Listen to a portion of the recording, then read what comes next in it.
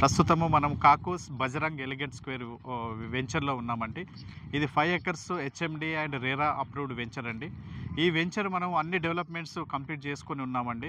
ఈ వెంచర్ ప్రత్యేకత ఏంటంటే మనకు వెంచర్ పక్కనే సుప్రభాత్ ఎంబీఏ కాలేజ్ ఎస్ఆర్ డిజి స్కూల్ ఉందండి. మనకు రైట్ సైడ్ చూస్తున్నట్లయితే మనకు మోడీ అపార్ట్మెంట్స్ ఉంది.